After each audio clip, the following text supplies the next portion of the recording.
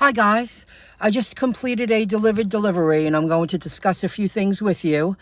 And before I head back home to maybe do some Instacart or Uber Eats, we'll see. I'm going to use my phone and show you some screenshots. Yesterday, I turned down one offer, and I'm going to show you why I turned it down. Because I didn't want to put myself in that situation, and I feel it's not right to be an hour late for a delivery. It was Saturday that Delivered sent me these offers. And the first one they sent me, and I took it. I think this was Saturday, yeah. The one on the bottom. I delivered to an Amazon distribution center in Syosset. And I'm really happy I took it, and I completed a couple of Uber Eats on the way home. I called it a day. But do you see the delivery time right there, 3:15? Well, the next pickup, if you look on top, up here, 3:15. I can't be at two places at once. And even though that location, Amazon Distribution Center, is close to Jericho, Guac Shop, Mexican Grill, and, Jericho, there's no way. By the time I got to the Amazon, and I was a little early, called the number like they told me to. The men came out with the rolly cart. I had to go in with them. The pictures I took 30 seconds. I mean, while I was walking out, took a few pictures.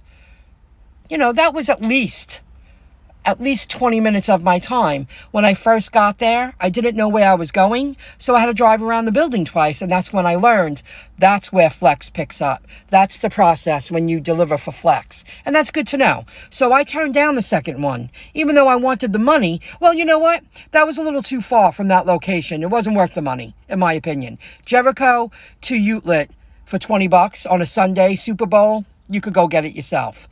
Now, I just picked up this order at a pizza place in, I think it's Syosset.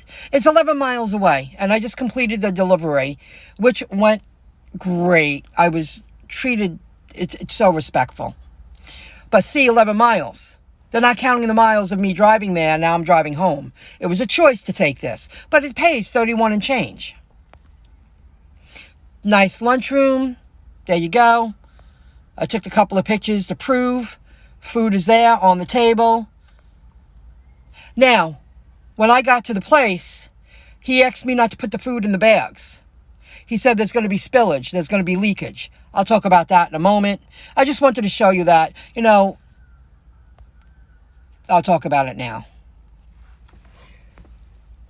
I understand what he meant. He was like, because they call me, and they want to know why this is leaked, this is a mess. Anyone who's in the food industry doing this gig, this food was wrapped up properly. Nothing was leakage. It was a half a tray of baked ziti, a half a tray of pinwheels, a half a tray of some other pizza stuff. There was one side dressing, dressing for the salad that I delivered, but they wrapped it up properly. And again, I could carry that and put it in my car and not put it in a bag. It's still, if it's going to make it through the cracks of the top and it's wrapped up in saran wrap, there's just nothing you could do about that. You're saying that I should walk there and just hold it ever so steadily, It's not going to happen that way. So then he discussed with me. She was 25. She was inexperienced. And I said, well, these bags are perfect. They're made for this. He watched me bring the stuff to my car and how I kept it level.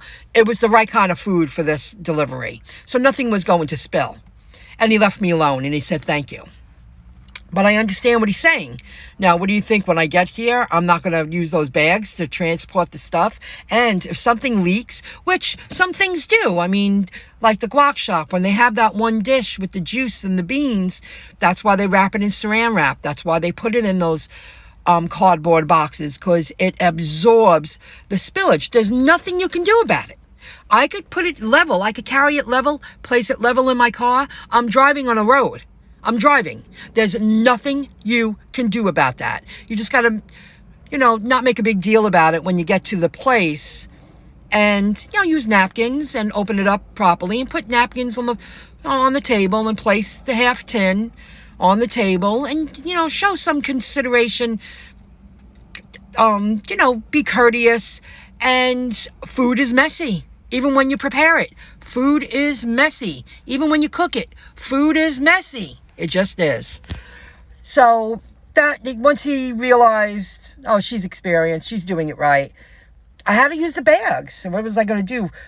Make 4 separate trips? And I had sodas. That would have been 5 separate trips if I didn't use the bags.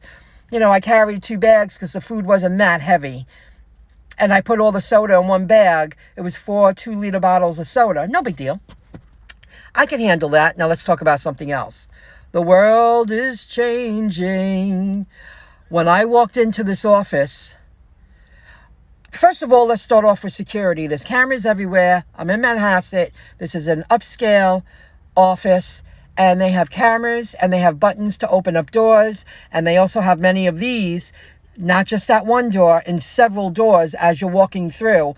When you have to exit, you have to press the button. That's a built-in security measure. This is using modern technology to build a better environment of security, and you have to do it. Scan below for self-check-in. Now, I watch a lot of channels. We know what's going on in the world. Jobs are getting eliminated. Technology is being used to, help businesses run more efficiently with less people on. Jobs are changing. Tasks are changing that need to be performed by a human. But something like this, built-in security. I couldn't, being rung in, doors unlocking, cameras behind the counter will let them in. When I got up, I waited online for 5 minutes. There were 2 patients waiting.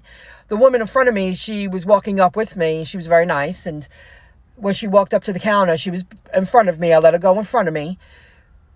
The woman said, okay, please just scan the QR code and sign in. And she was like, what? And the woman was on the phone. She wasn't rude or anything, but she had to finish the conversation on the phone.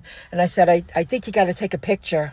And then it populates on your screen. And another woman heard me helping her. And she said, yeah, that's how you do it. And then you press it, and it'll bring you to the website. And you sign in, you sign your name. That's all you got to do.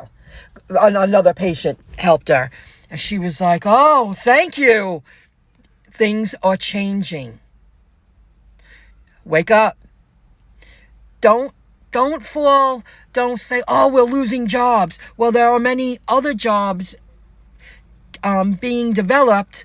People are going to learn different skills, and the job of, security right there, being, using a camera behind the counter while you're on the phone, multitasking and greeting a patient, and you're letting someone in. You hear me. Let me see if I got everything.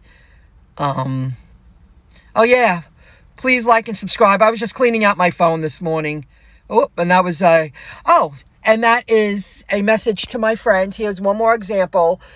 Family member, her daughter is having a baby, and she's on her last days. But when we were just catching up last week, she said, they just want you to go home and wait until the moment happens. I don't know if they're short-staffed or what's going on. It's not the same. Well, things are changing. And I told her, I deliver to doctors' offices all the time now. And you see the transition of technology being used for everything to run more efficiently. So they just want you back when you need them the most. That's it. Okay, I'm heading home. I'm going to do some deliveries, maybe a couple of shops. And I'll see you next time. I think I got everything. Have a good one. Check out dlivrd, dlivrd.io, input output /drive to see if delivered is available in your market. I'll see you next time. Bye, everybody.